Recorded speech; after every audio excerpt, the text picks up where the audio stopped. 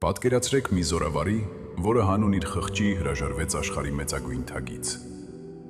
1099 թվականին հյուծիչ առաջին խաչակրաց արշավանքից հետո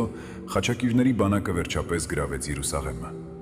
Այս գրանցիոզ արշավանքի գլուխ կանգնած էր Գոդֆրուա դը Բուլյոնը, անվախ մի ասպետ եւ իսկական առաջնորդ, ով իր հետևից տարել էր հազարավոր զինվորների անապատների եւ զրկանքների միջով։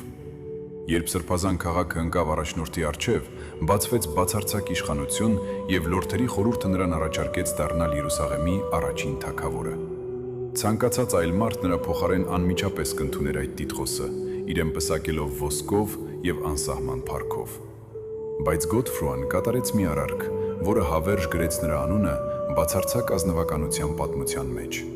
Կանգնած արևով ողողված քաղաքում նա վճռականորեն հրաժարվեց կրել ոսկե թակ, այնտեղ որտեղ փրկիչը կրել էր փրշեպսակ։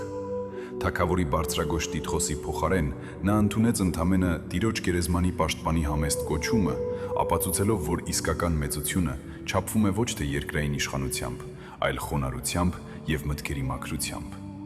Թագից այս աննախադեպ հրաժարումը նրան դարձրեց հավերժական լեգենդ եւ կատարյալ ասպետի խորհրդանիշ, որի հոգեվոր ուժը ավելի ամուր էր, քան ցանկացած պողպատ։ Նա ողջ աշխարհին ցույց տվեց, որ ամենամեծ հաղթանակը սեփական հպարտության հանդեպ հաղթանակն է։ Եթե ուզում ես բացահայտել պատմության ամենաշլացուցիչ եւ ոգեշնչող էջերը, չմոռանաս բաժանորդագրվել։